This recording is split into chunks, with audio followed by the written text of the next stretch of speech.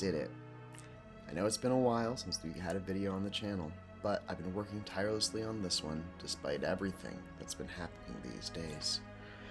It did cause my computer to crash a few times, which does mean that I think on the next one there'll be slightly less video editing, but I wanted to make an extra good impression for a very special guest that we have on this show.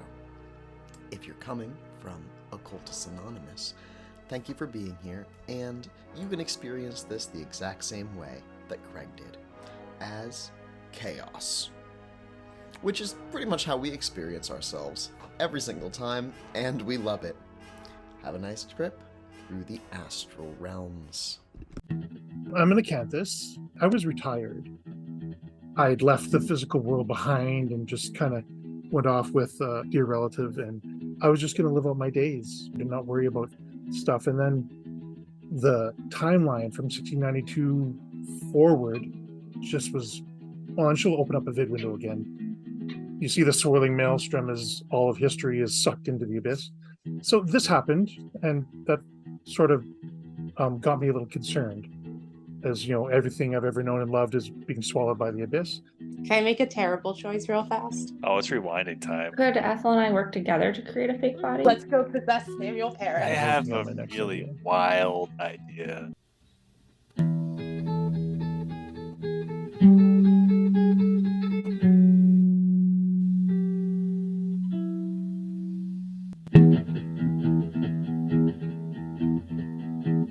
You say parabox or paradox? I don't think he has my friend's best interest in mind. Why, I wanted them to be ghosts for their own benefit. Hannah's already died before, because that's how they became Hannah. Like, Dorothy died. Hannah could die. They might come back, though, because they're alive. But it could just be like, Hannah is gone, and then someone new is them. This is the last stop before we get off. Are you sure this is the choice you want to make? Quickly, there's danger among us. And then I prep. I'm gonna destroy it. Let's go stab that with your sword. That was God? God is so dumb. We're going to show you a great time. What is your relationship with the God Machine? We are going to be delving into a mystery with... I don't ever play. I always DM. I don't ever have to roll anything. Now her fate is tied to that of the fools. You look for something. Are you willing to gain it back for one final sacrifice? Come. There may yet be time for you to do so. I push up my glasses. I had to stop her from screaming.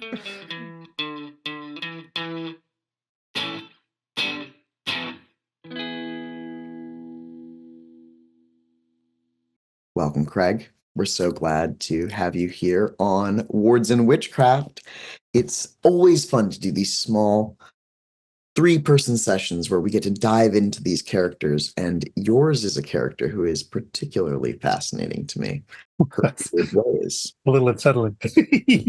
The cards will decide our opening scene. One of my favorites. It's the 3 of Cups. Parallax. You're at a party. It's a strange party. I am thinking about Alora. She's here, of course. Yeah. The Abyss. It's here, of course. Yeah. And I am thinking about time magic, as always. You're at a party and everyone's Alora. They're not really Alora. Not in the same way that you are really Parallax right now. You see the moment when you reclaim the time ship, the older Alora. She tells you that you'll know when the time is right, and then she leaves you. You've had other people jump into and out of your life. That loss, that heartbreak, and you wonder how many of these visions, these ages of Alora, because you see Alora at 90. You can imagine yourself there at 90. Or dead. What is time? How old are you anymore?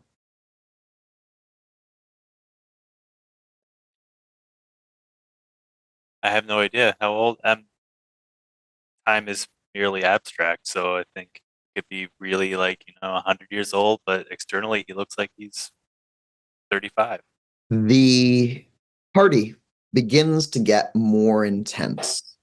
All of the Alloras are going about and doing all of these raucous things. They are smashing. They are playing the music extra loud.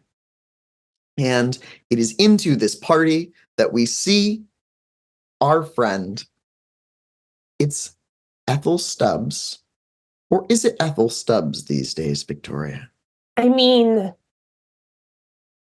we continue to try on Bernice. That felt pretty good a little while ago. So maybe I'm Bernice Stubbs for now. We'll try it. Of course. There is a rave of Ethels, and they are smashing stuff. They are just picking up statues. There's like Granny Allura, and she's got this statue over her head, and she's throwing it into the ground. It shatters everywhere. I am deteriorating the statues as they throw them so that the explosions are more epic. Also, less messy, right? I don't want to get dust all over me. What are you destroying it with? I assume this is one where I'm sort of waving my once shovel, now sort of reaper hook kind of at things and sort of pointing at them with it to sort of choose the pieces that are breaking down. It's cool. It's cooler looking than I feel like I just made it describe. Does she have a name? Ooh, the shovel? I mean, for sure, but it's too powerful for you to know right now. The Alloras love it, though. They are off the wall with this. These days, you are of two minds and one body after you merged a 3,000-year-old Ethel with a very young Ethel. And so, as those two Ethels have these two minds, just for some reason in this scene, you will also have a little bit of two bodies going on. There's an older Ethel here, and she's just watching everything. Minor spoilers, this is a dream. Older Ethel does know it's a dream, but she probably wouldn't tell Bernice. That's fair. She's got to learn somehow. It's only going to be the hard way. Wyrd. You are in a cabin in the woods. Completely different place. In the collective unconscious of humanity, there's the concept of the wise woman that lives in the woods. They're not like the witches that boil children, and they're just a wise woman who lives in the. It's that sort of archetype. It's a stone cabin with a thatch roof covered in moss. Very earthy sort of appearance to it all, very humble. Yes. Quiet and cozy. There's probably a couple of fae spirits that live there. House fairies. So there's many fae that pass through here, little sprites. But there's been this one outside the window. You know that she's not a danger to you, but Aunt Kate called her the Weaver of Lost Dreams. And she appears as a ghostly figure. And she's always weaving this tapestry, and it depicts these scenes of all these things that you feel like you've forgotten. It was a pillar of the rookery by the name of Songbird had an idea to build their golden road. And Wyrd had participated in that and given some advice, but didn't interpret the advice 100% correctly, which led to some misunderstandings, and Songbird turned themselves into Sword and Shield. Didn't get the golden road, gave too much of themselves to this artifact that they were creating. It was unknown territory. It's not like there's a manual for these sorts of things, but it's an event that Wyrd has played over in her head more than once. It was a long, long time ago now. The rookery is in good hands and moving on beyond that, but it's something that she's carried with her. You see that scene in the tapestry that the spirit is weaving. And as you see it, you get a text message You've got an extra dimensional cell phone that an Obrimos mage that you know has hooked up for you. It's from someone in New York City. That's fascinating for a few reasons for Wyrd, because first, when she effectively retired from the real world, like she didn't take a cell phone with her, so to find one in her pocket is a little surprising. If it's not somebody from the Rookery, because she's not really part of them anymore. I think it might be Moonkeeper. Moonkeeper was the one of the counselors. They were Acanthus. And the symbols in the text aren't really like characters because words don't work in dreams. They're high speech. And Moonkeeper has sent a message to you. It says, something's wrong. We need... And then the cell phone dissolves out of your hands, and the room shifts like silly putty. All hints of modern appliance are gone. Time passes now. The tapestry that she was weaving, that story about Songbird, completely unwoven. It never happened. Your greatest regret is gone. It never happened. Nothing has happened. Somehow you've been displaced through time. You pick up clues very easily and you find out that you have somehow ended up in the dreaming space of 1692. When you talk to your great aunt Kate about it, she tells you allegorical stories and says that even though where you seems to be constant, it is always in motion. It is like being part of the sea. That's always been Wyrd's understanding. Like, she's warded and protected this area, but it would be because of the impermanence of the Temenos. They would be like an island floating in the sea. So that makes sense. But the other large-scale changes would be eyebrow raising. Wyrd's got a really high composure, so she doesn't get freaked out very easily.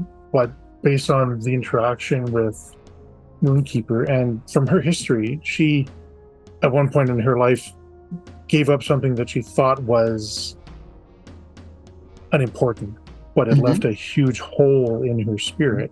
So she would feel that absence of Songbird's sacrifice very keenly. It's strange because it's not completely gone. It's gone from the tapestry, but it's not gone, you find, because you have some time to do so, from inside of you. You still hold those thoughts, those memories of what had happened. You still hold that regret. It is still there, and the spirit is still there too. She's just weaving other people's regrets, the regrets of people in 1692. She's also a smaller spirit in some ways now. People have less time to focus on their regrets at 1692. Yeah, that's much more of a, are we going to survive the winter sort of a situation. Yeah, and you see a lot of those themes start to play out. You start to live this dream 1692 Scotland vibe, and I'd like you to give me some sort of story. What happens here in the dream 1692 in Scotland? There's a bunch of the triple goddesses symbols appearing everywhere around you because that's super in right now in this area of dreaming. And which is also a big part of Wyrd's. Yeah. Her soul is stamped with that. Why 1692? So that was... do you have academics? Do I have academics? It's been a little while. Let me dust off my memory. No. All right. So while you don't have academics, what you do have is mastery of time magic. You could, if you wanted to, go back and change your entire history. Become someone who was always trained in academics. If only for a moment. She's done this kind of thing before, sort of a weaving of time and fate. She basically can do, she has in the past anyway, done like a scry that sort of pops out salient points for her without Okay. her having to necessarily know them. So she follows the threads of fate through time to see things that are going to be important to what's coming up. Mm-hmm. So I think her first instinct would to try and do that to see. There's a lot going on in 1692 in the world in lots of different places. So what's the significant thing that would attract her attention? Where are the strings of fate most tangled? Or That's right. You don't use your book learning. You just feel what's happening. And your feelings, after very little meditation, actually tell you that all of reality is going down the drain. Time has become unstable. There's a big vortex in 1692, and you are right on the edge. You are circling the drain. If you hadn't looked into this, you wouldn't know, but all of time and space, everything that you know and have known, is in danger of collapsing into the abyss. good thing rewarded. Yeah, and almost it's like you've got this little stationary island, but the sea is just moving so quickly around it. You think No, you said the abyss, like, is that the capital A abyss, or just the whirlpool is sucking everything down, temporally speaking? Every time someone says the little A abyss, they're also referencing the big A abyss, it turns out. Okay. Well, that's not helpful. No. So what was the fulcrum point? And actually, I think that you would also know that the fulcrum point has sunk. You can tell spatially that it was in Salem, Massachusetts. And you can tell that time-wise, it is somehow hidden from you, such that you cannot see it with time nor fate. You can also tell, the reports tell you, that it is somehow destined and connected to you and to the message that you had received from Moonkeeper. Yeah, Moonkeeper was big in the time. He would feel it coming, even if he didn't have a way to prevent it. Okay, so if it's hidden from temporal sight, I guess we're going to Salem in 1692? Yeah. It's on fire. The city of Salem is on fire. There is a man running around saying, "Don't be scared." Actually, Victoria, would you like to Reverend Samuel Paris cameo? Oh, yeah. Samuel Paris is running around, and in a very convincing voice, he's saying, "I am Samuel Paris. Don't be afraid. It's all okay. You didn't see any of that. Trust me, Samuel Paris."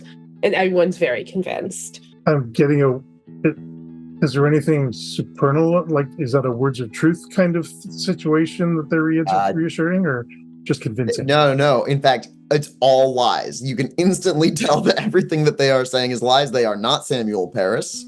I'm definitely not a bag full of ghosts. I'm the real Samuel Paris. And then you feel this pull from across the Temenos. It's a neon disco party in 1692. And all the ripples lead right back there. But it's inside the dreaming. It's not here in the physical. Well, that's fun. Easy enough for her to step. It happens. No spellcasting is required. Being somebody who's keenly aware of anachronisms and stuff like that, but not like thrown off by them. This is just a thing that's happening. But somebody brought those ideas into this this framework. Yeah. So whose dream is this? Arriving at the party, what does she see? I think that you end up looking at a scene. It's all of these blonde women of various ages. They're all the same person. They are smashing a mansion at this point while a bunch of rave music plays. There is one brunette woman who is engaging wholeheartedly in the smashing. And then there's this confused looking man down on the floor, like just watching. Parallax. Yeah, I'm sort of just observing. Like Yeah, I got a drink in my hand. I'm just like pondering my existence at this. The drink in your hand just has this little Milky Way of abyss swallowing your thoughts. I think you aren't even looking at, you're just staring into that abyss. And then another woman catches your eye, and through fate, you both look up to see each other. It's older Ethyl and Wyrd. Craig, would you describe Wyrd as she enters the scene in whatever attire? She's very short, has long, like, furiously curly red hair. She's looks older. Like, her size makes it seem like she's a lot younger, but when you look at her face, like, there's deep wrinkles and like time has carved its mark on her skin. And she's kind of looking around with like sparkly eyes. This is all like set dressing as far as she's concerned, but she would hone in on the two people that are not set dressing. Yeah. Because they're going to be the ones that are significant. So there's actually three, though. There's the brunette smashing. Right. There's the man in the suit, and there's the brunette watching. Oh, but there's two of those. They're the same person, just different snapshots. Are you looking at it with any mage sights? Yeah. I mean, this is all kind of fate, so that's going to be part of it. But time, most interestingly, because there's different versions of this other person as well, right? So that screams like a time effect of some kind. Mm-hmm.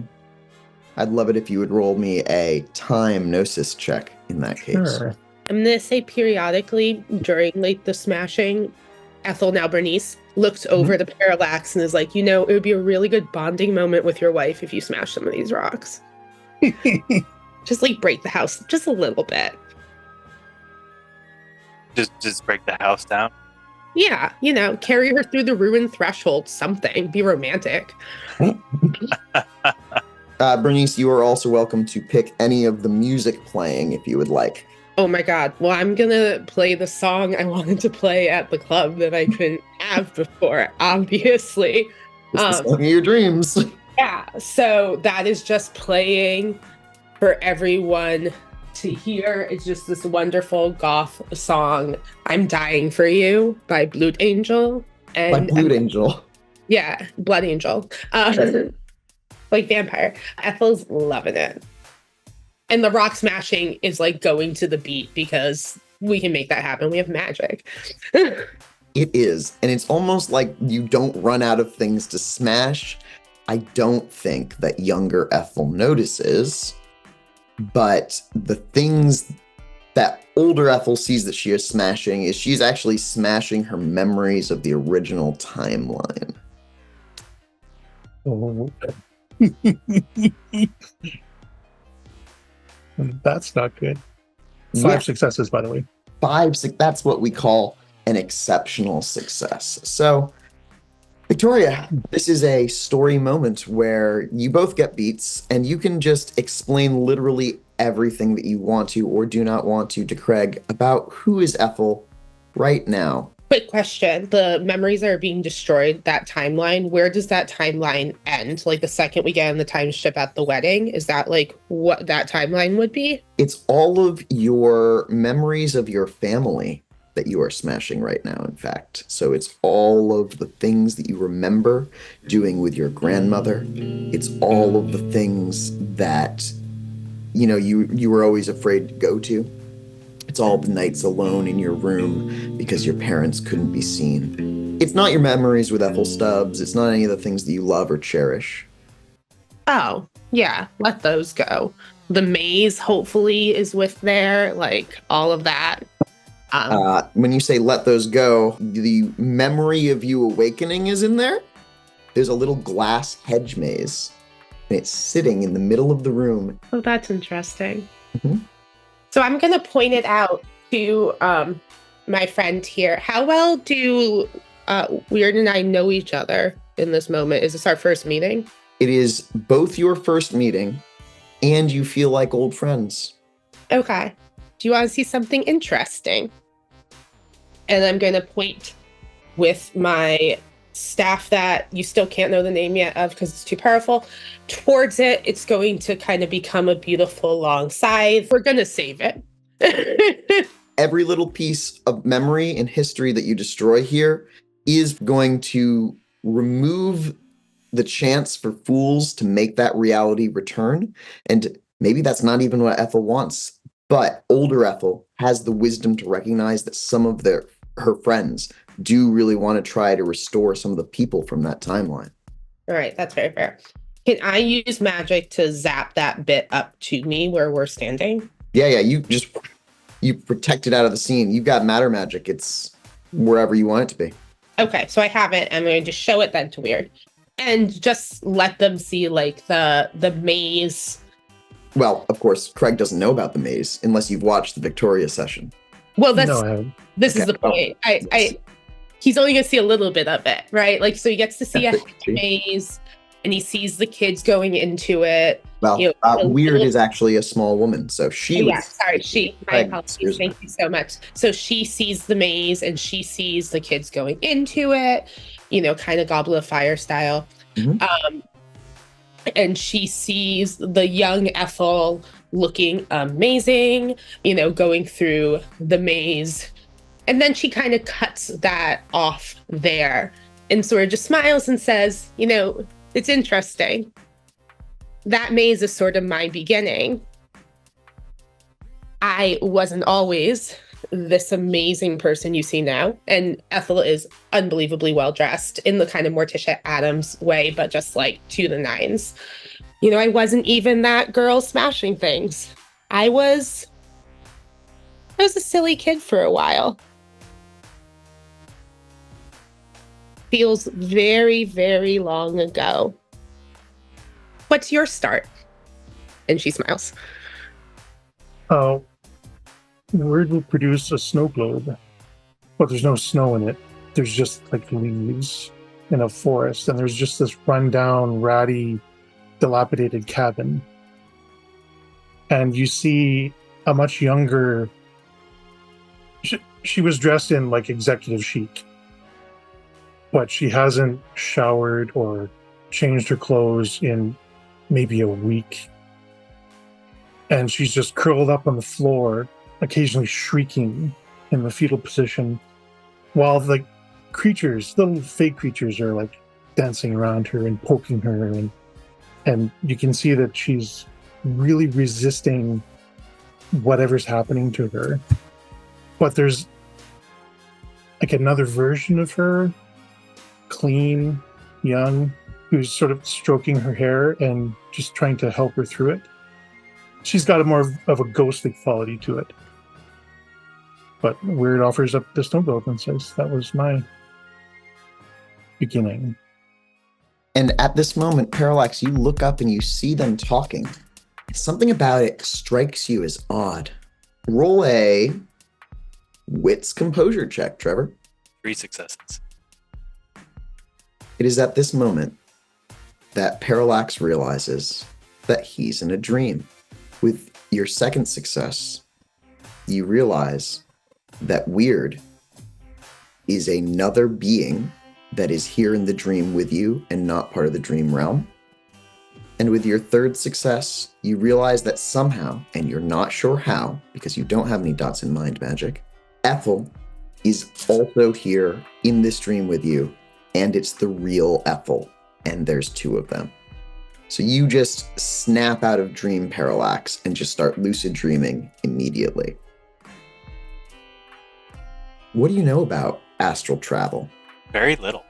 I don't think I've really cruised this sort of domain Well then, very much.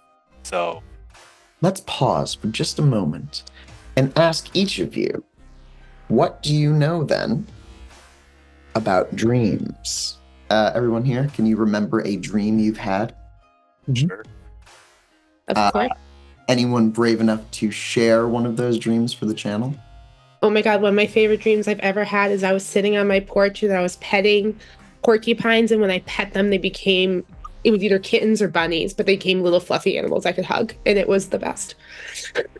I once dreamed that I had been hired for a job, And but I somehow forgot in the dream that I had this job, and then I realized.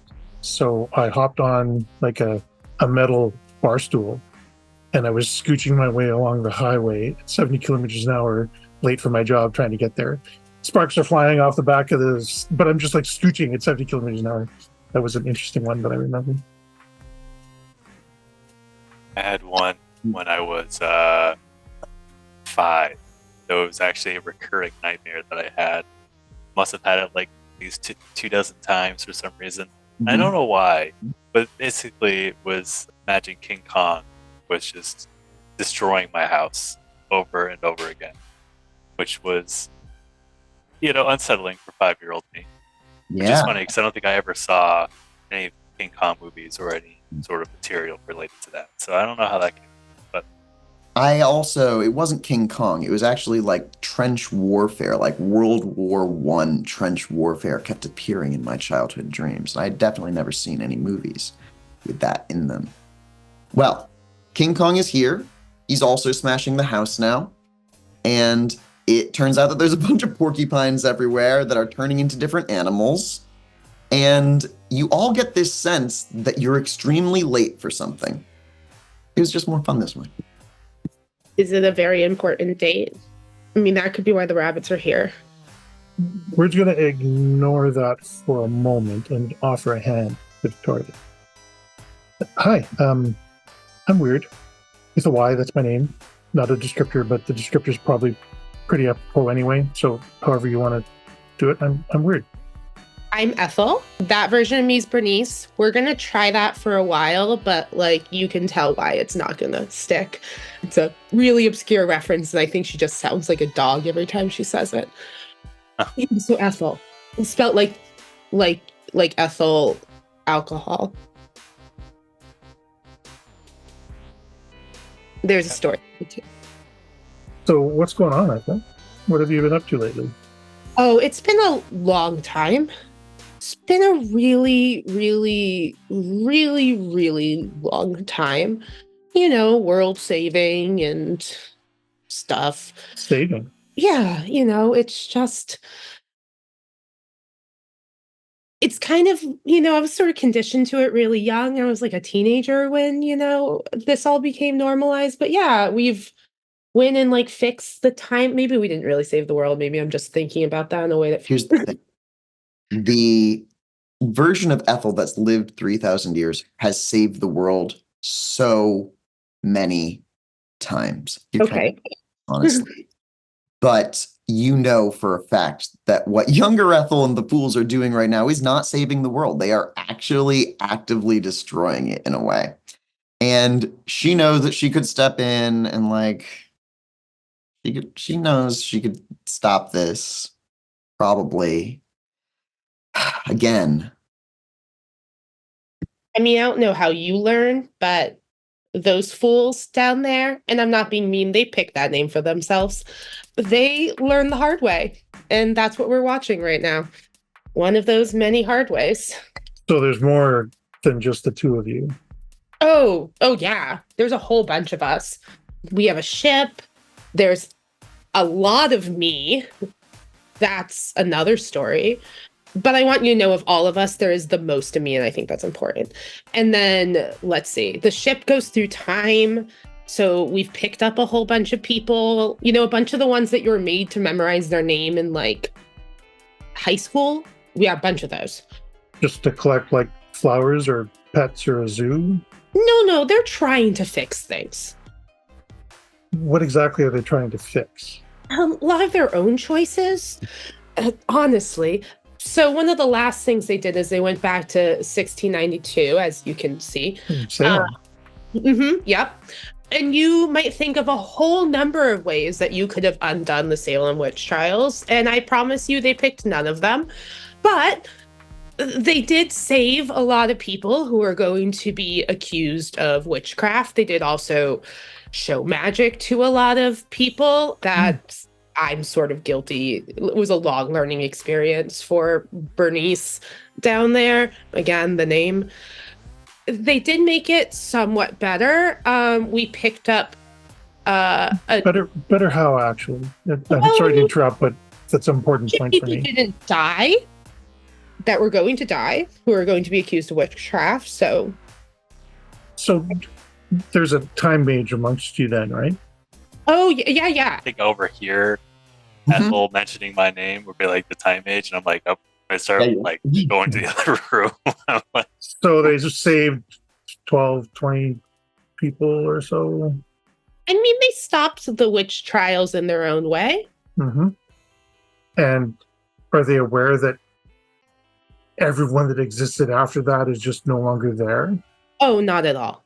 I mean, probably not in a real useful way, at least. But you know that.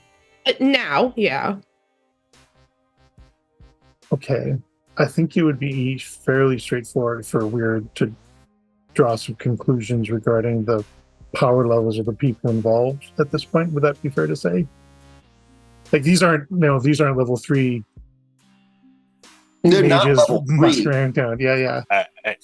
I should come back in, and when Ethel mentions that that we don't really know about the timeline collapsing, I'm like, we are painfully aware of the timeline here forward is messed up, painfully so, and we need to fix it.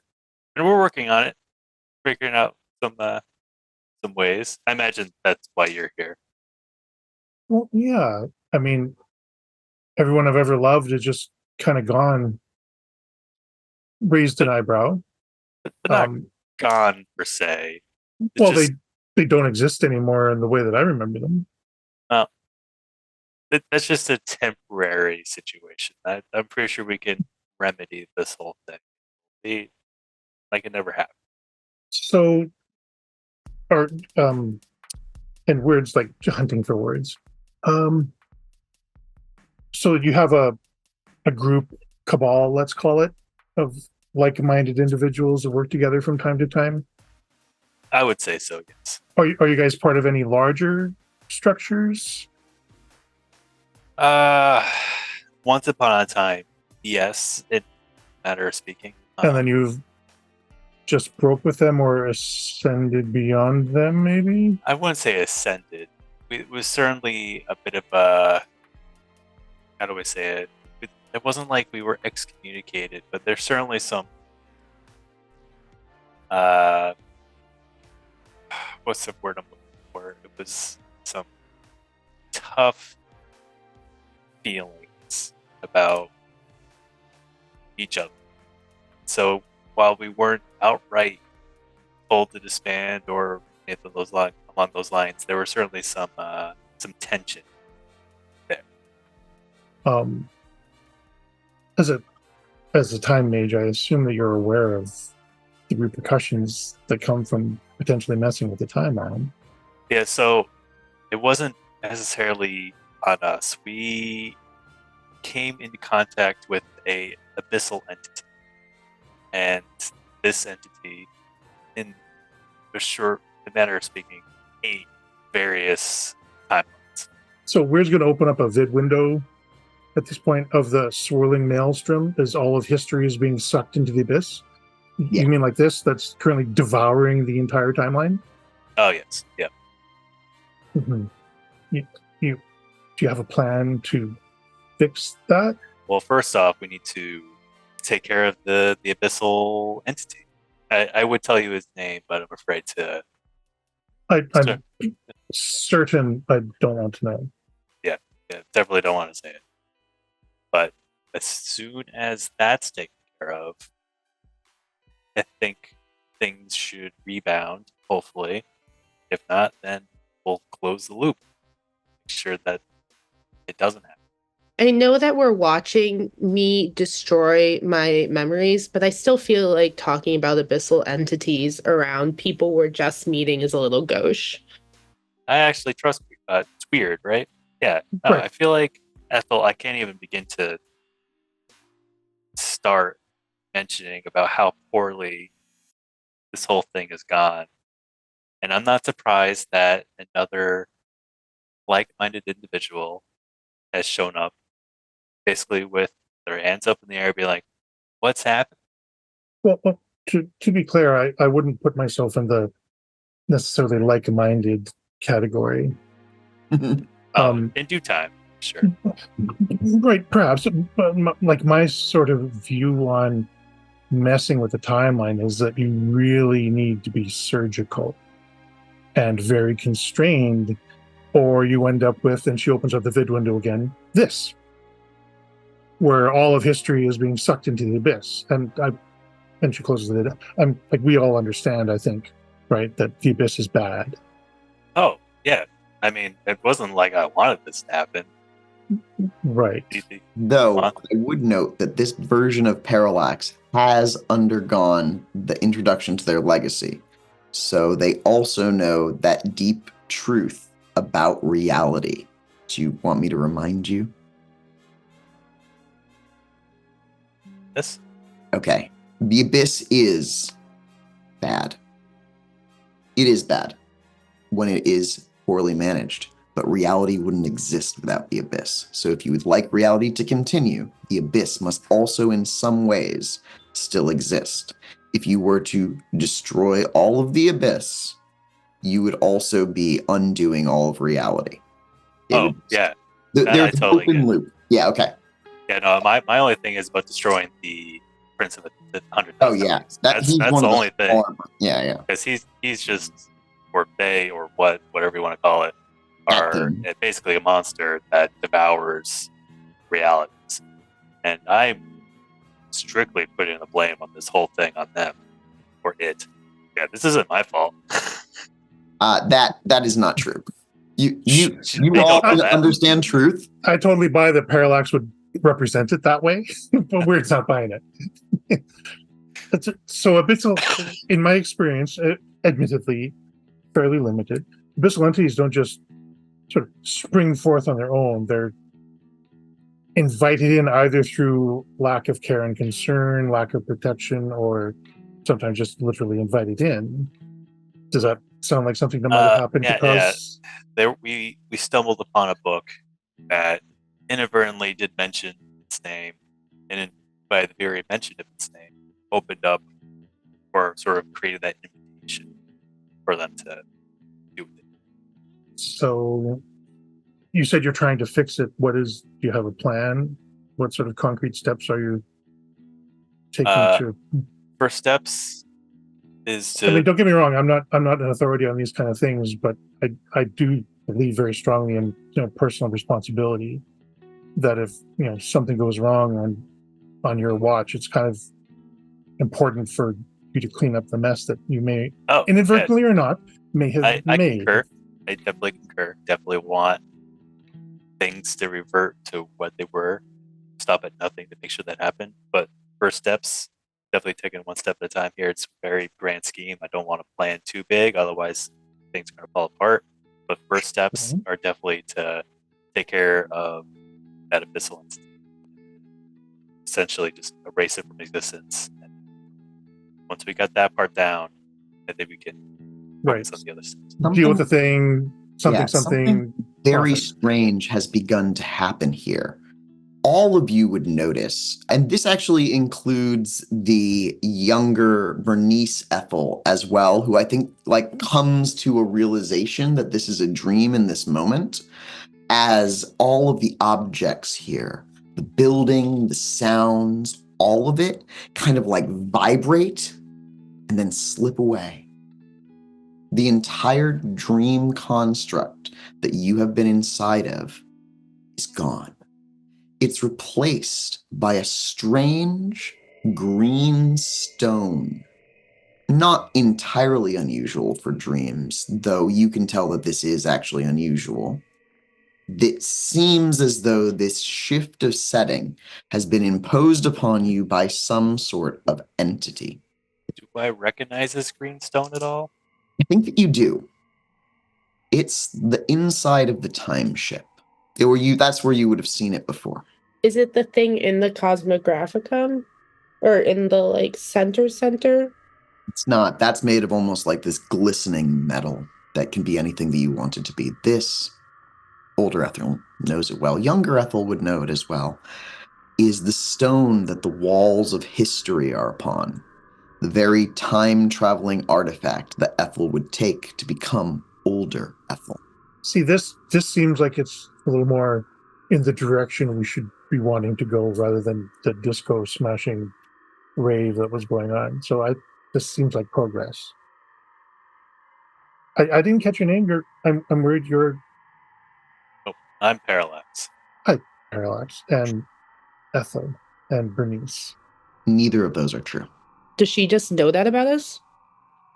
Actually, mages just kind of know that sometimes, but in this moment, Wyrd just knows that. Parallax doesn't necessarily care, or know, or whatever. So this is your ship? I wouldn't say it's our ship, say. I mean, we're still sleeping. Well, right. You're still sleeping. So if we're sleeping, then how are you? Are you not sleeping? Oh no, I'm very much here. It's a bit of a tale. It's not really germane to our discussion here, but I'm here with you, not in a projected sort of way. If I pinch you, will it hurt? Hold up. I offer my arm. I pinch. So you're a dream. Weird, like it's not. You know how when you touch things in a dream, like it's a little kind of fuzzy. You're not actually touching. You're just sort of remembering what a touch would feel like. Kind of. This is you're holding on to weird. Ooh. As Ethyl touches you, there's this electric feeling that you get. You've actually spent hundreds of years not really being touched by anyone, in a way. And suddenly, we have a new player joining us. Hello, Ish. Oh. For you, let me say that you are walking into a dream. This is a dream. We're living the dream right now. And what you see is a circle of 4 people standing on top of this green stone that you would recognize to be the storm. You know you're in a dream, number 1. Number 2, you recognize that this is a dream that's being shared by you and the people in that circle. They are conscious beings, also aware that they are in a dream. You would recognize 3 of the 4. Specifically, it's Parallax, Ethyl, and Ethyl again. There's 2 Ethyls in the circle. There is also a short, red-haired woman. She's a little bit older than the rest of the group, and she's got a sort of wisdom to her. Oh, hello. And the short red-haired woman offers her hand. I'm Wyrd with a Y. That's my name. I am Rides, formerly Huntsman Swarm. That name rings a bell. Maybe we'll have a conversation about it sometime. But very nice to meet you. Are you friends with these, associates with these folks, I presume? Yes, they are my compatriots. Did you bring me here, Parallax? Or Ethyl? No, we ended up... I'm not sure how we ended up here. It is, of course, nice to see you. As to how we got here, I have no idea. From around you, out of the same green stone, begin to rise these henges into a circle that you are now, the 5 of you, inside. Like sealed inside? Like in a canister? No, it's like a Stonehenge almost. Oh, okay. Cheers. So it's like, it's not that you're trapped. Well, you're not trapped by any physical walls, let's say. There's just some nice stones around you. They have not fallen down like traditional Stonehenge. They're just a perfectly intact green henge. This is a great setting to discuss wisdom and awareness of our actions in the world. Well, that does sound interesting. I must investigate these stones. I begin to investigate anything. Sense the spirit that lingers here is much like the shell of a turtle. The feeling that it feels to you is one of great power that needs to be wielded responsibly. What you are standing upon is the storm, and it is here with you now. Spirits aren't conscious, but it is present. And that's what you are feeling through the henge. Older Ethel is going to observe Ryze and see what she can learn from him. She now appreciates how wise Ryze is. Younger Ethel, knowing that she's in a dream, is going to see if she can deteriorate these stones like she was deteriorating the other stones. Mm-hmm. It's a dream. Why not? That's interesting. Is that just what you do when you meet new things? Is try and destroy them? It's a dream. Right, but dreams, especially for people like us, can have a big effect on the world around us. It's not just a dream for us. Younger Ethel looks at Wyrd's eyes and then looks at older Ethel's eyes and looks back at Wyrd's eyes and kind of looks for the nod for over Ethel if she's correct or not, right? And older Ethel's like, What does older Ethel look like?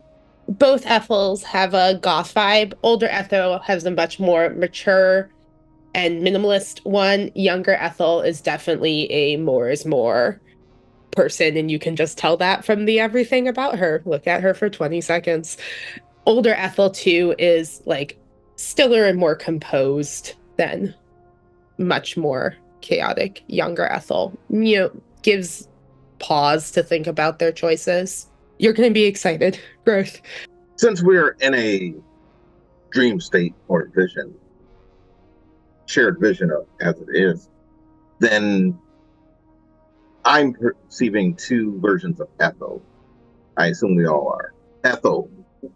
I'll address the more mature Ethel. Why are you here? I've not met you yet. I've never met a version of you. Same as Parallax. I'm honestly not sure. I mean, it feels like we're supposed to be here with Wyrd, but I don't know why. And for sake of making things simpler, that Ethel's still using that monogram of Bernice that she picked up at the club. Just let her have it for a little while longer. So I can probably suggest how we all ended up here in this place, and it's probably my fault. Yes. Who are you? And explain, what can you do? Well, I'm an acanthus, and I was retired.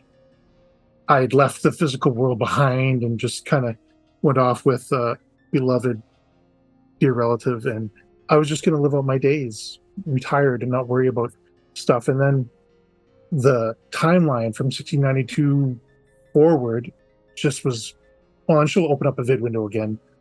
You see the swirling maelstrom as all of history is sucked into the abyss.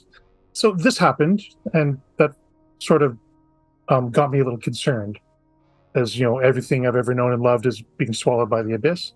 So I cast my net out into the sea of time and ended up here. This is where I needed to be to try and fix that problem or set things in motion that might end up fixing it eventually. Fate's a little weird that way. So that's probably how we all ended up here, is that all of you have roles to play in undoing this catastrophe. So I feel like the next evolution in this whole scenario is to figure out what that next step might be that would propel this towards a conclusion that we're all kind of desiring. Well, let me tell you, because it, as fate would have it, it just almost like appears, but it doesn't exactly appear to you. Victoria. Younger Ethel is going to raise her hand and say, hold on, are you a time mage then too? And kind of points at Parallax. I don't consider myself a time mage. I'm a fate space mage, but time is definitely a tool I have in my toolbox. It's not my go-to.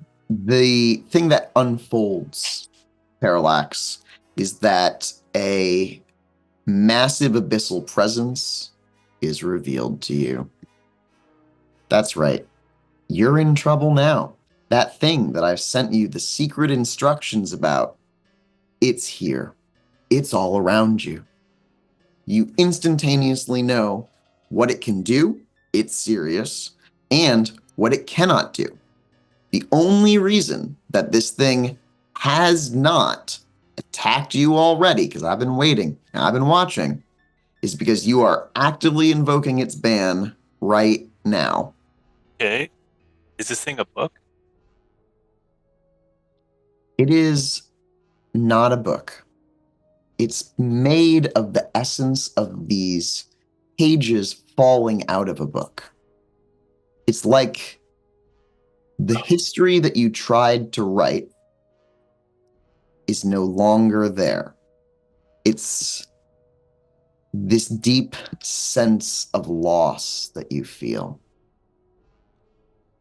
You recognize that it is not here the green stone. The green stone, in fact, that Ethyl is destroying is the only thing that is keeping you anchored and not making you fall into the abyss. It's almost as if Ethyl destroying the ground that you're standing upon with a shovel might send you spiraling into the abyss. It is somehow tied through time to 2023, the year in which you left.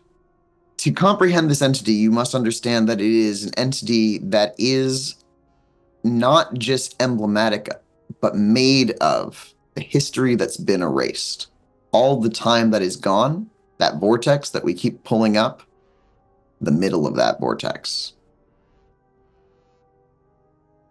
If I might offer a possible explanation, think of a history book.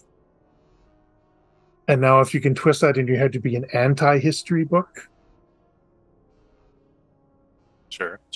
Yeah. You can tell that as Wyrd suggests this to you, this spirit is repelled as Wyrd is talking, in fact. Does everyone else even notice that that's happening? You don't think that people really are clued into this besides for the two of you. I'm going to say that both of you are now aware that there is something happening that is wrong, and it's with time. The others would also know that something is happening because they both react, and the vibe changes a little bit more. It keeps changing, though. This is a dream. I'm going to put up time sight. To Bernice, maybe we should not destroy reality in here just yet until we have a better understanding of what's going on. Can we maybe not decay?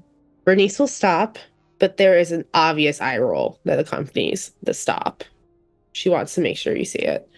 Older Ethyl wants to put on death sight and take a look around. The thing that is waiting in the shadows, that is not there and also there, has killed so many. It is ripe with death. This might be a nightmare and not a dream. I want to try and sense if it's a spirit. It is like a spirit rides, but it's not a spirit. It's an abyssal entity. You feel that too. As soon as you start sensing out into it, you can tell that this thing is like the prince that you encountered at the ziggurat. Compatriots, there seems to be an abyssal spirit surrounding us. Prepare for battle, perhaps? Or if we can escape, then we should try to figure out what we need to do and escape quickly. There's danger among us. And then I pull out my spear, if I have it. Maybe I don't. You didn't a moment ago, and now you do. If you'd like your entire outfit to change, it does. Whoa. It's hunting war gear, attire that he grew up wearing. And yeah, pieces of the Nega timeline from the things that you destroyed there as you protected your people. I, too, have traveled throughout time in a different way. I say this towards Wyrd. No time to go into detail right now. There seems to be a murderous intent upon us. But I can relate to what you're going through, and perhaps we can discuss it later. Actually, as you are saying this, you feel that entity recoiling and like churning outside, almost as if the words that you are saying have an effect upon it. That's got out of character. I'm getting the feeling that Ride is sort of a anchor of wisdom amongst this group. Is that an accurate read? You've correctly used, yes. So Wyrd turns and like grabs your shirt and the very locking eyes. Do you guys have a name? We're the fools, but Ride did not participate in naming us that. And Wyrd, shit. Okay. Do you know who we are? Says younger Ethel, excited. No, that I was looking for another angle.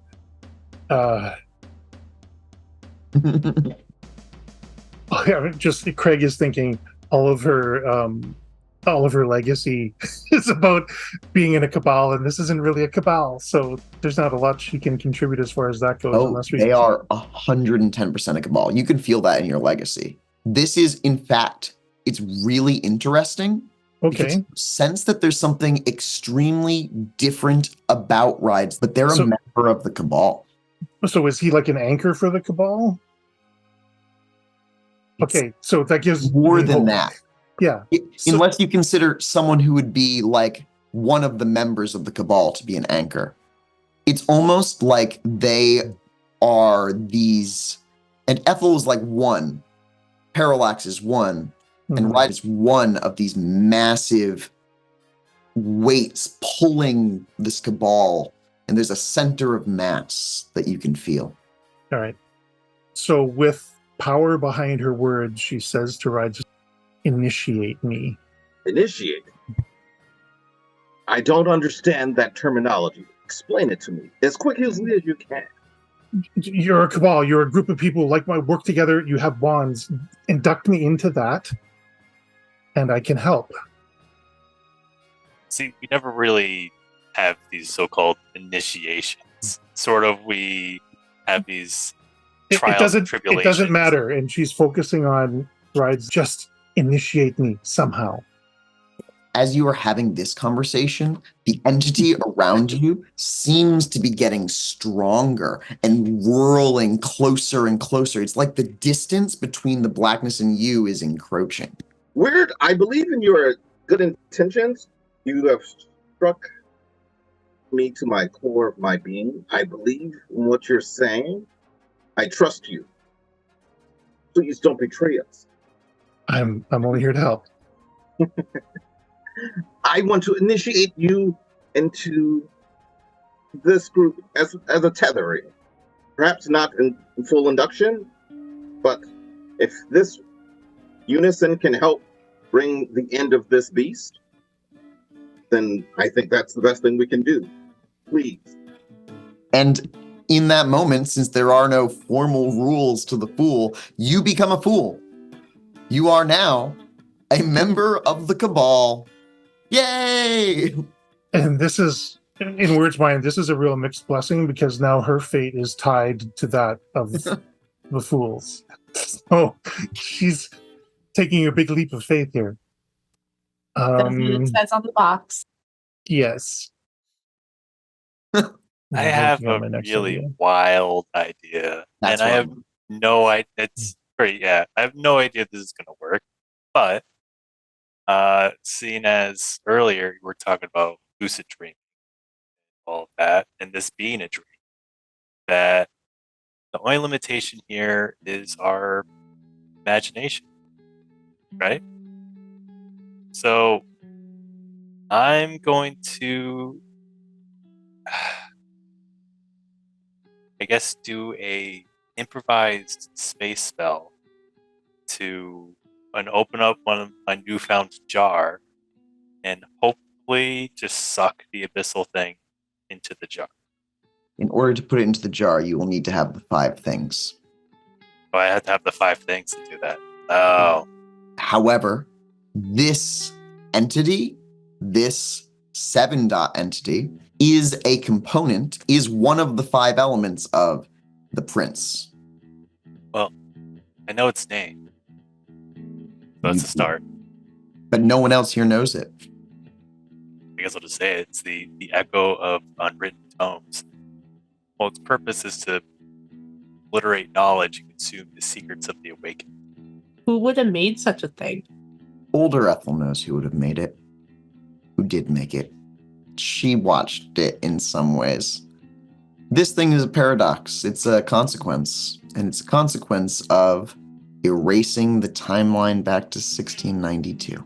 Parallax, have you encountered this spirit before? This abyssal spirit? I felt that I might have in my travels, but it seems quite different from other abyssal spirits. And I have a negative affinity towards them, so they all look the same to me. I haven't dealt with it firsthand per se, but I did sort of brush against its existence during a, say, meaningful encounter I had. Meaningful encounter? Please, don't mince words. Tell me what you mean. I need to know. Sure, I had a sort of an awakening moment with an old mentor of mine and learned basically the area of my ways and more of a lack of understanding, so, or at least the simplification of time. It's just I was not looking at it the right way, and they certainly opened my eyes to your mentor. Yes. And I had a sort of a glancing knowledge shift about this entity from that whole encounter. But yeah, if so, the echo of unwritten tomes. If anyone happens to know anything in particular about its existence, anything, I don't care how irrelevant it might seem to you, I want you to share it among the circle right now. Even if it's that you caused it? Well, that will give us its origin. And perhaps its end. As you say that, you feel that everything's end is also its origin somehow here, in a paradoxical sense. Maddening to my mind. Wyrd, you've inducted yourself into this cabal and you can feel the ritual end and the circles, besides for the one that Ethyl collapsed, which is like now, like real Stonehenge in a way. The circle is filled with the power of that connection. As you sense, I think everyone would sense this, but it's for Ethyl's and Parallax with fate magic, it's a fate bond between all of you. You've now been bonded through fate. Wyrd has tied herself to all of you. She doesn't have a fate anymore. Her fate is this cabal, the Fools. At least temporarily. We'll see what happens from that. And reaching out through these suddenly strengthened connections and relying on the ancient wisdom inherent in these henge stones, I'm going to activate my fourth attainment, perfect sympathy. So we're all literally the same individual now. Not in a mental way, but supernally we're indistinguishable from each other. You've all become perfectly in sync. Which allows Wyrd to redirect effects to wherever she wants it to be. Yeah. And part of that, we bring up warding gesture, which will protect you from anything that alters your fate or takes away your will or that kind of stuff. It'll provoke a clash of wills. Instant protection. You feel it envelop you, the whole circle. Are we connected, like in the time ship when we touch brains, kind of connected now?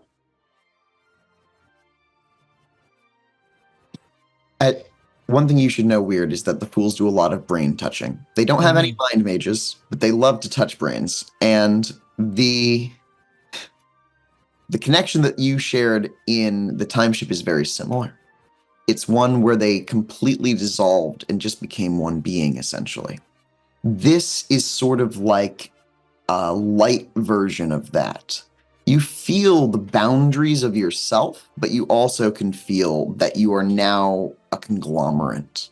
How does it feel in your Nimbus, Wyrd? Right. So ravens are a big thing for Wyrd. So as she's activating this spell, like you hear little giggles of laughter, but you also hear the flapping of wings, and you can see these like smoke ravens fly out from her and impact each of you, like fly through you, carrying a thread of fate. So they just kind of merge with you and leave that thread there, reinforcing the connections that we have now developed. Yeah, I love the smoke ravens. They're my buddies. Rides the Storm, you can sprout some black feathers if you would like, and you can grow any sort of raven traits that you would like. What is Rides the Storm doing? Just observing these smoke ravens and reflexively throw some raven talons and eyes from like raven light. And then they change back and it just kind of fluctuates and pulsates, and understand where it came from and what Wyrd has done. This consensus is very appropriate in this situation. What a connection you've done for us, Wyrd. With Ethyl's history that she has provided, actually, there's something about the name that I've given you. Something Not about quite right. Oh, of course not. It's close, though. Can I do a time spell to sort of learn more about it? Not in this case. I've given you all the statistical information that I'm going to give you on this entity. I can tell you that it has no amount of time that has existed. It has a negative or anti amount of time. It is an abyssal time horror, time, mind, space, fate. I can tell you that it is tied to Prime. It's tied to pretty much all the Arcana, 7 of the 10. You need to know things, Parallax. Explain them to me. In order to conquer this entity, you need to know its true name, its history, its mind, its essence, and its soul. If I get all 5 of those things, I can put it in here. I sort of show them a mason jar, but it's got glyphs all over it. This thing is tied to Prince. See, I think we could capture one of those. Its band seems to be our camaraderie, our willingness to work together. Yes. Yes. Its inability to work together, to be community. I think community is the weakness of it. You do think that community is the weakness of it, and that's actually the reason that it hasn't been able to use its abyssal powers on you. You can feel that you're protected because of this community. As long as you continue to share information, I will not attack you. But I am still waiting, watching for when you stop sharing information.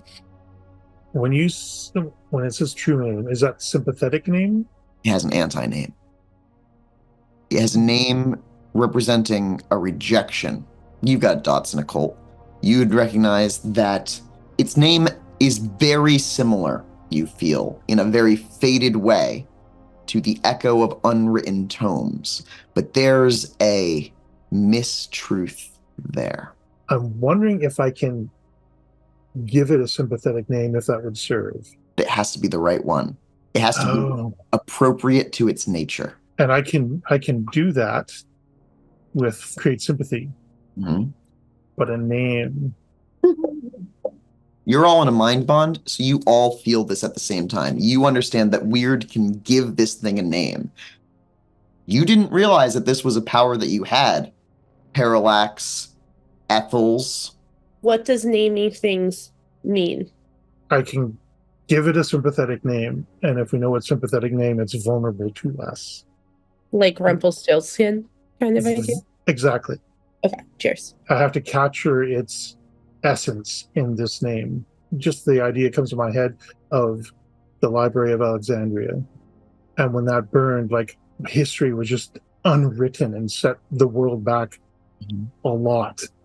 Hundreds of years of progress just went up in smoke. What is this Library of Alexandria? I don't know what that is. You sense that it's somewhere in that miscommunication that the name is being lost.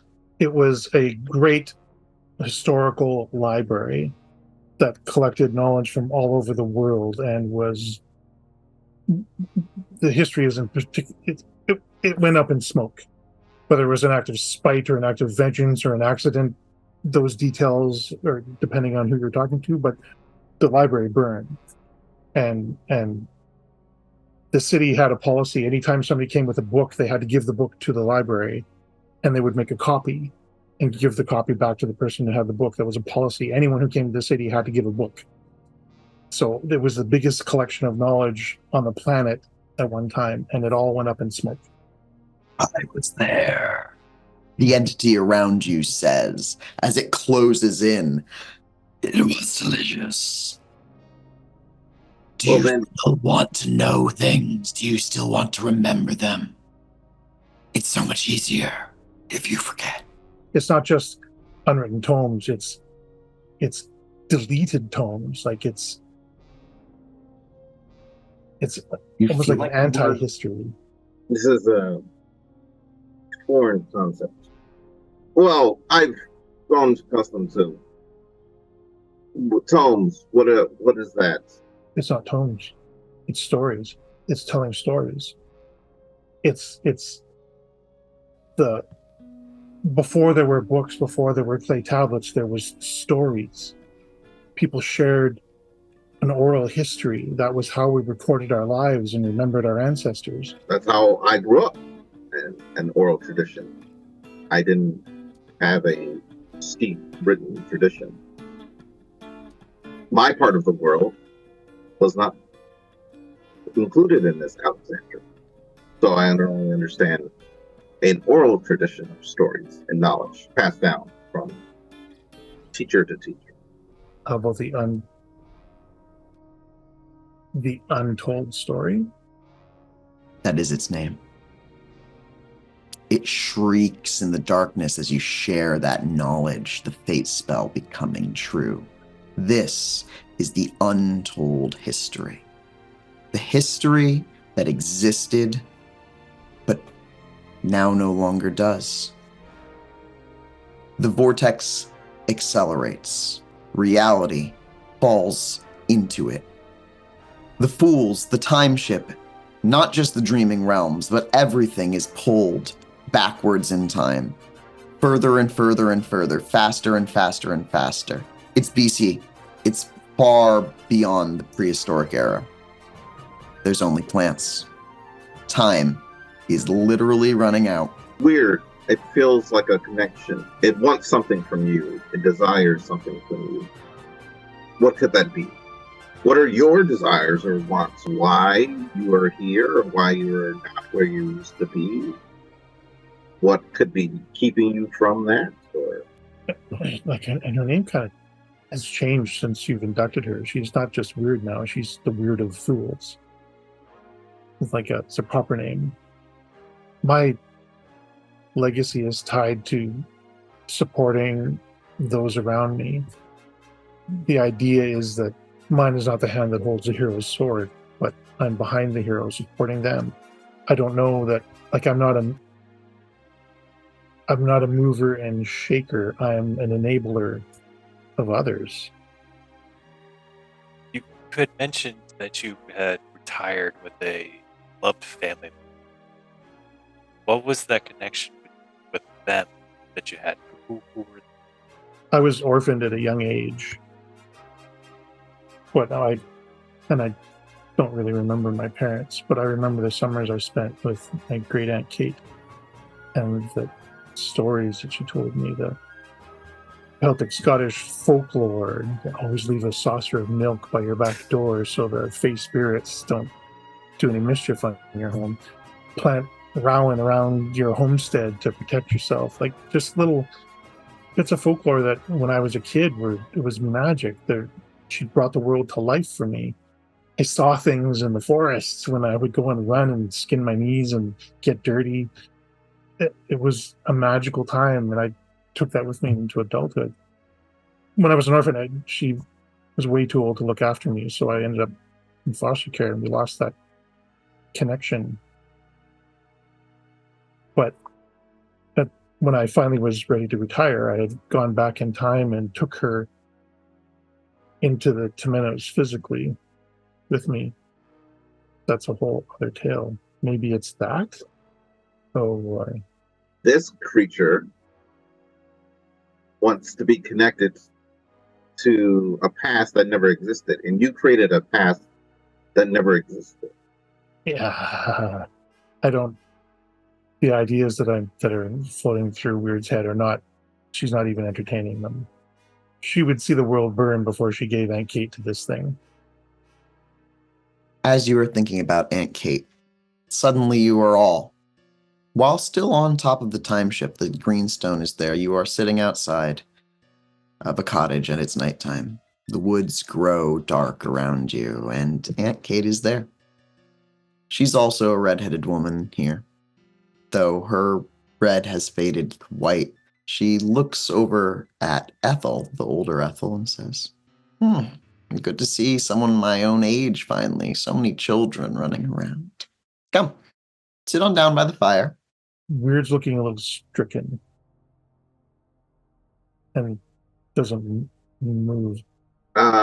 Essentially, Right Storm is just looking at what Wyrd of the Fools does and just making sure, just reading her face, and then we'll engage with this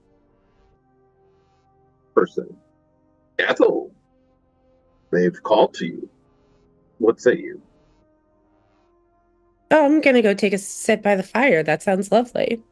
Since I'm obviously an old lady. She sits. Great Aunt Kate would probably have some tea and would be smoking a pipe. She offers you a pipe. You're in a rocking chair now. We're traveling back, I see, to a time when the veil between worlds was thin. I was here too. In the ancient lands of Scotland and the Celtic realms, whispering secrets to those who would listen.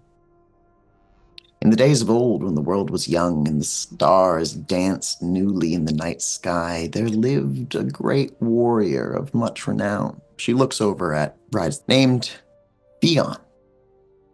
Fionn was blessed with strength, the strength of 100 people, and the wisdom of the ages. They were a leader of a group of people named the Fianna, a band of mighty warriors who roamed the realms beyond time and space, beyond just the wilds of Scotland, though that was where they lived. And they protected us all against the darkness, as I sense you may do one day as well. I've met a small contingent of Fions. She nods. Yes, I can see that in you. One day, as Fionn and his men were hunting in the dense woods, they stumbled upon hidden glen where a crystal clear spring bubbled up from the earth. Now, this was no ordinary spring, for it was guarded by a wise and ancient druid. They had spent many long years by the spring, waiting for the salmon of knowledge to appear. A fish that was said to possess all the wisdom of the world.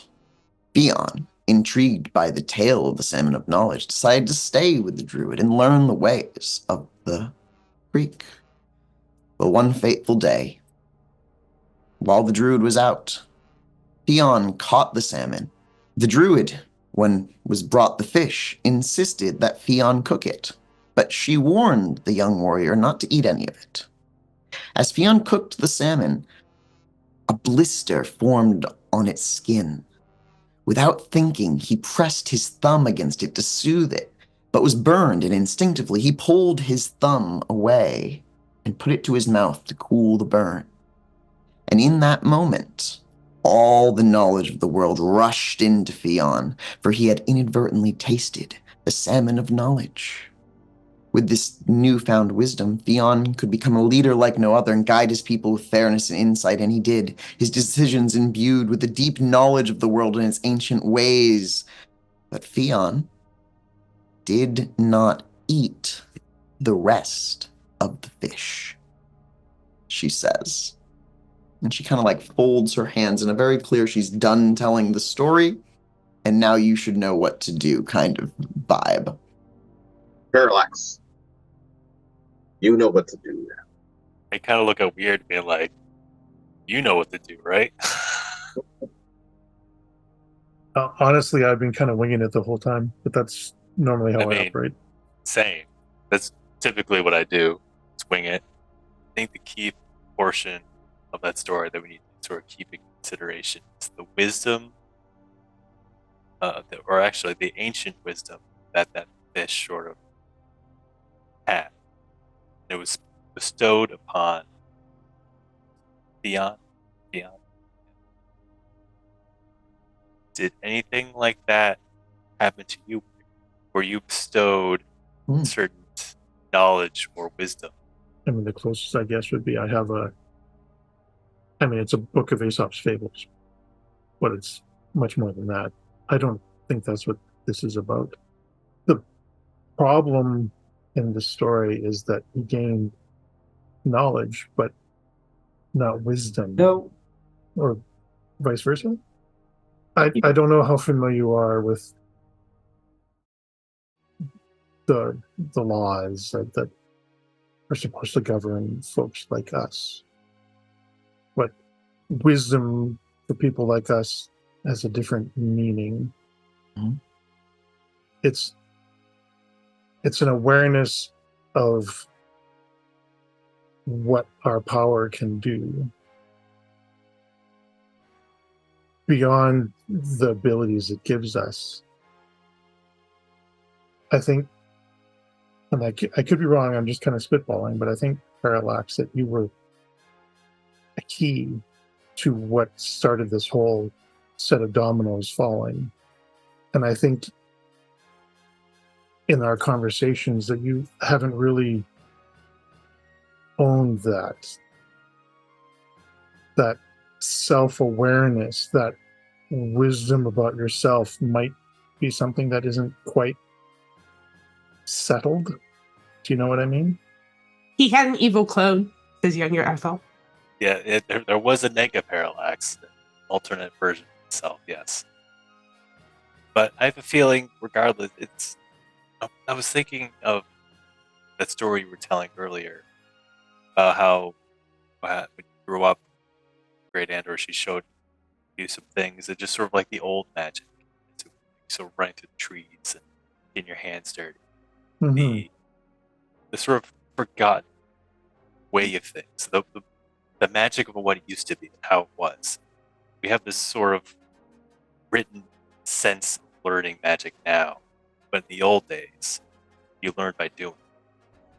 The words that you are saying, you feel this power running through them. So I'm thinking it's an old magic that you might have glimpsed in childhood. Maybe along the way, parts of it still linger. But I think maybe perhaps you forgot some old magic that you used to do as a child. I think that's what it means. Right, but it doesn't. If it wants, generally speaking, if an abyssal entity wants something, it's a really bad idea to give it.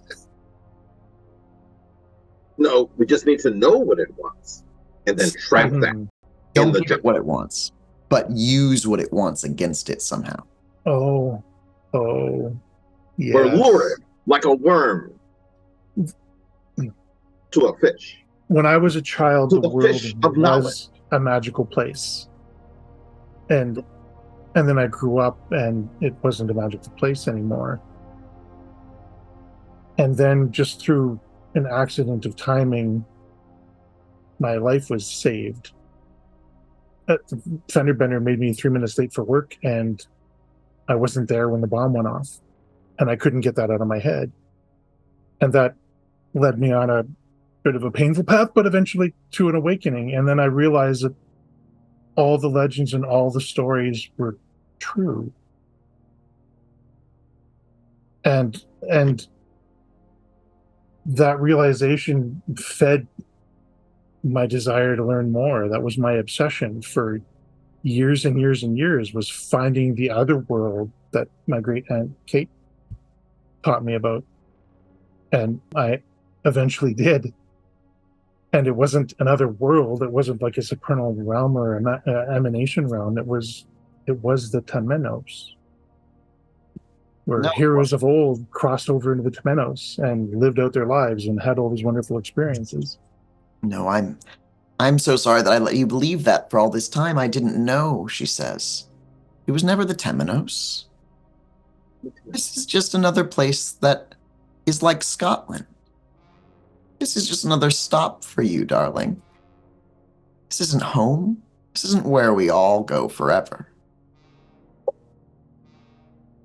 That's out in the woods. It's just a bit further. The old magic calls you. It's there, and she gestures to the woods of Wyrd's childhood. The strange trees in the darkened night sky. The wisdom before words. I think I need to go for a walk. I'll join you. I will come too. And turns and points a finger at Bernice. No deteriorating. Okay? Older Ethel's gonna go for the walk. Bernice thinks she might stay and sit by the fire. No deteriorating. No deteriorating. Don't worry, I'll take nice care of her. Would you like a cup of tea, darling? And then that scene sort of fades into black from in the woods. There's a strange shard of time broken off.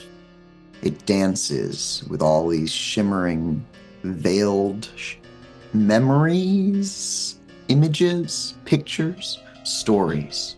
All of the stories lost. This is a piece, a physical piece in some ways, a piece of that time that didn't exist. It's part of its body, and it's easy enough for you to collect. You sense here the circle of 4 of you. You're so close to what it desires. 3 of 5. It is a shard of forgotten time. Okay, so remember when we were in 2023 and then we deleted the timeline?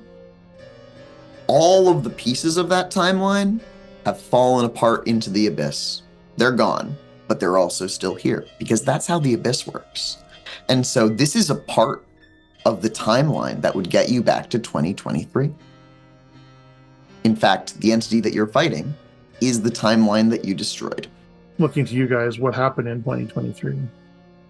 I'm not sure. I'm not from that time.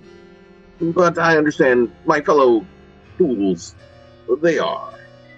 And they came back from time, and we met. And we struggled against the Prince of 10,000 Leagues. And we destroyed his timeline in the abyss. This timeline that we seem to be in. And so since he is a creature of leaves, I will take this branch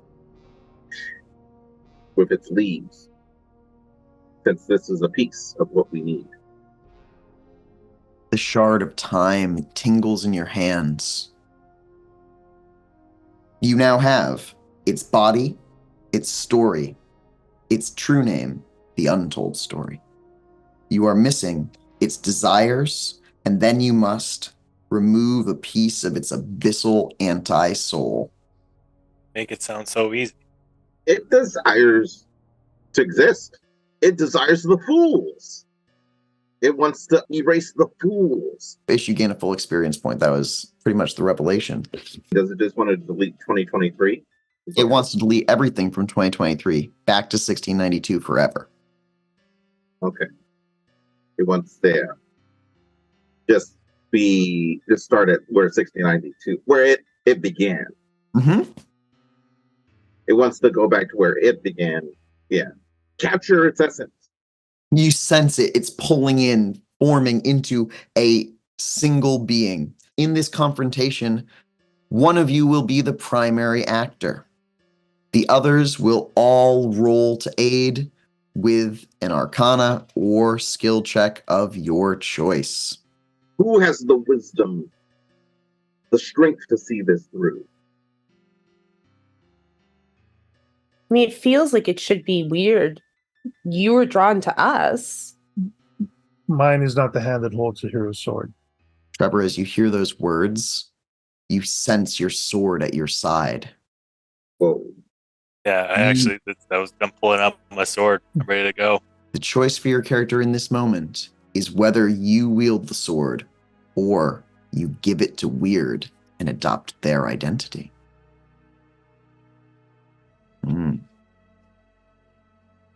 Do you adopt the traits of the people around you? Specifically Wyrd in this case. You being an acanthus, and one of their defining traits is that they support others. They give others the sword. You support yourself by becoming Wyrd.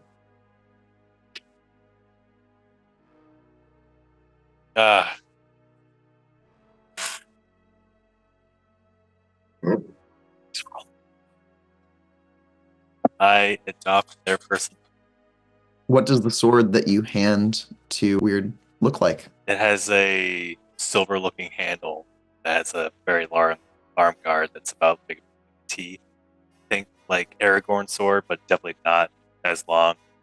It's a giant, not a giant, but a generously sized red gemstone. Its hilt. Probably about as tall as she is. It is. This is not how it usually works, but Wyrd will take it. And you feel that by becoming a fool, your energy has changed. You are now holding this massive, it seems unwieldy sword. But here's the thing, it's not just a sword. It's an artifact that can be transferred through the dream realms because it's so powerful. Parallax, you have just handed over a shard of the celestial ladder, and you have lost a dot of fate magic. Wyrd. Whoa. You have gained a dot of fate magic. Oh boy.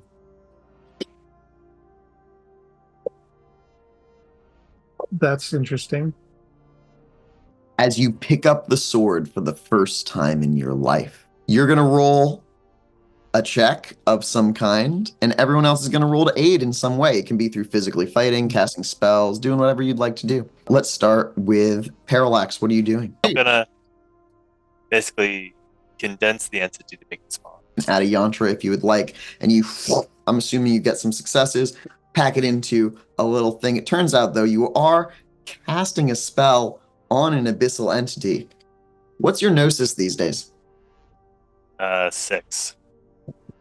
Would you like to spend any mana to reduce the paradox on this dice pool? I imagine that I've adopted Wyrd's personality. That's a yes. Okay. All right. You can get it down to a chance die. It doesn't paradox. The spell works. Tell me how many successes as I jump over to... In this moment, I will stand firm and raise my arms out and resist, and I will let in all the stories of this history that never was, of this untold history, into me, and try to use them, because it's weapons. I'm going to use as it tries to attack my comrades.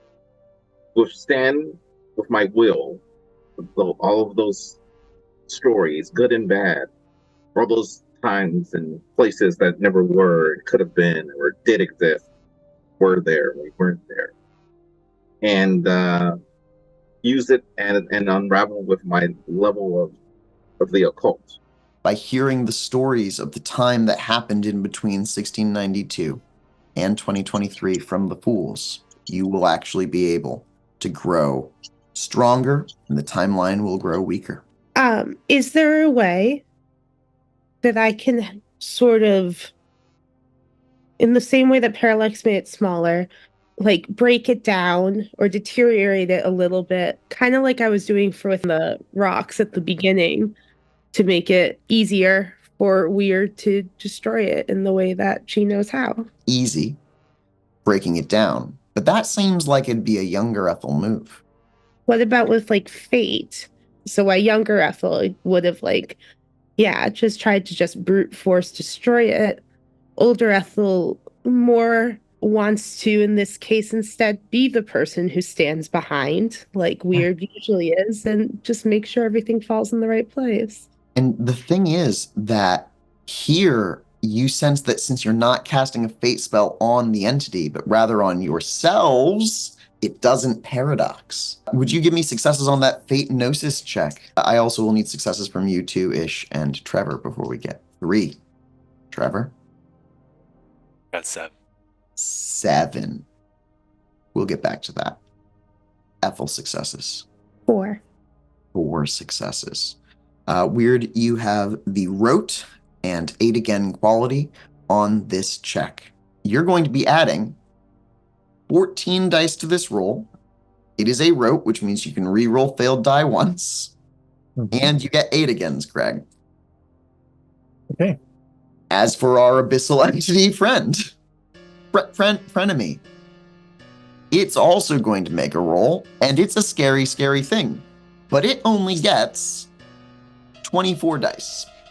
Wait, can I add one more thing? Yes. In honor of Hannah, we should hold hands because I feel like they would want us to be physically connected to make it stronger. Finally, Wyrd's a hugger, but she hasn't felt like she could with all of you guys, so the Oh, touch is no. important. Ethel, not hugger, but she'll hold hands. Sure. But the physical touch is important for Wyrd. That's good. As you all cluster around Wyrd, you're able to draw into the very center of this thing where you can see a chunk of its anti-soul. Wyrd, it's all up to you now. Yep. All of those stories untold, where do they exist? In the shard that's in front of us? No, that's lost history. Those stories, they're not expressed. They're fading. You're on. And yeah, that was kind of the wisdom of our elders. Wisdom is there.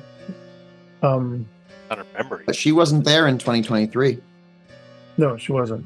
She doesn't have any of the stuff that this thing needs. None of the wisdom that it wants untold. Who's got the wisdom from 2023?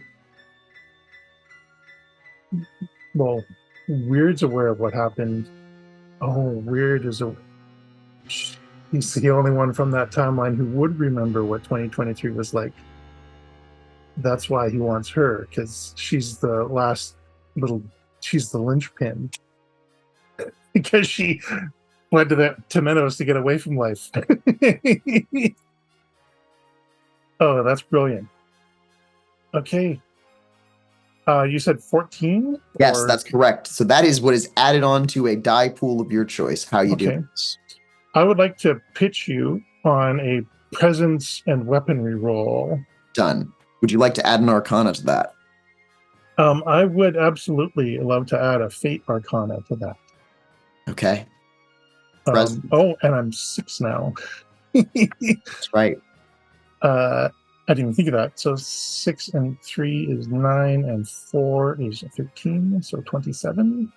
So Wyrd's going to give a bit of a speech that she is a survivor, unbroken from before time, before history. She's the descendant of the witches that couldn't be burned. The wisdom and guidance of all of her ancestors empowers her in this moment. And I'll make my roll. Or did you want to roll first? No, please. You should roll. Okay. I'll add to the suspense. You have 8 again. And re-roll any failures. 1, 2, 3, 4, 5, 6, 7, 8, 9, 10, 11, 12, 13. So 10 successes already, but I got 20 re-rolls or so. Yep, keep going. We'll edit this part out for the audience. Sure. We do this all the time. 24 successes. I feel pretty good about that. Well, it's got 24 dice, so I'm going to say it's very unlikely, but there's a non-zero chance that it will roll 24 successes. It rolls 9.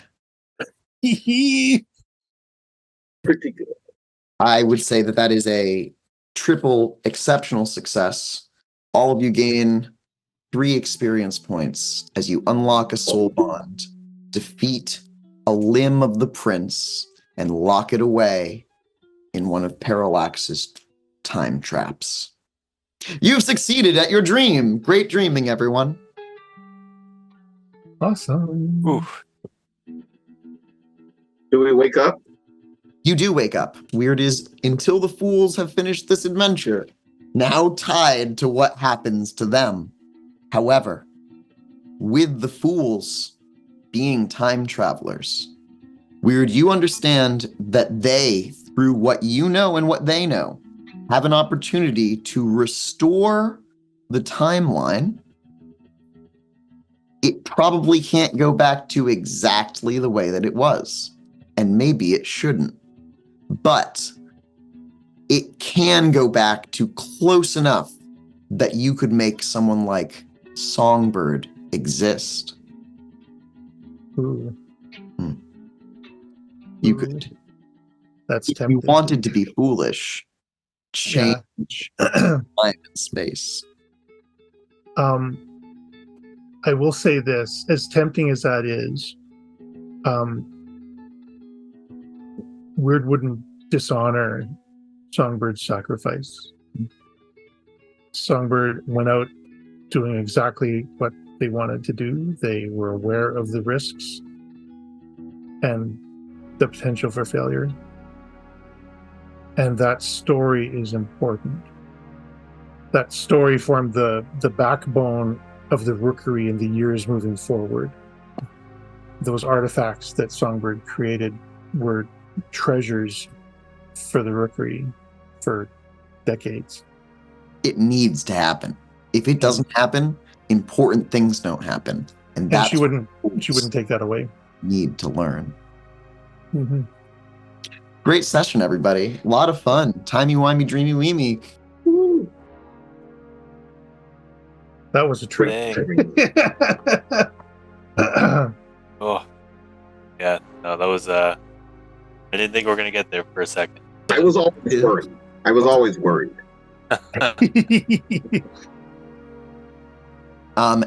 It is the first abyssal that Parallax has trapped, but it is not the first abyssal that the Fools have trapped, because Ethyl has also contained one of these monsters in a dagger. Mona and Hannah did manage to completely destroy one of them when they destroyed Parallax's abyssal sword. Sorry, Trevor. In the girls' session, they broke your weapons and you gave the other one away. You are out of swords at the moment. You So shouldn't. wasn't it a dream sword though? So Yeah, but it's gone in real world too, it turns out. damn. Yeah. I gotta need to get a new sword.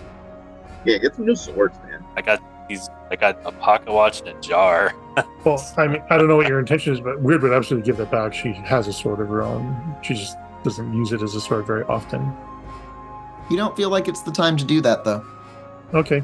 Maybe sometime. I'll hang on You'll to it pass then. on that sword. That sword will go to a new home, maybe. For now, you're the Lady of the Lake waiting. Oh, that's rich. I love it. That's awesome. Oh. That is some awesome stuff right there. I didn't know she was a redhead. Mm-hmm. Here's a question for you. What does your jar look like that you captured the ghost in? I mean, the abyssal spirit. It's like a glass jar, but on the outside of it just covered. Every inch is covered in ghosts. You can't see inside of it. Mm. It was like an earthenware jar or something. Ghostbusters. Yeah, pretty much. It springs to life out of Parallax's pocket watch, too. So it's also kind of like a Ghostbusters trap and a Doctor Who where it's bigger on the inside. Oh, I love it. Love this.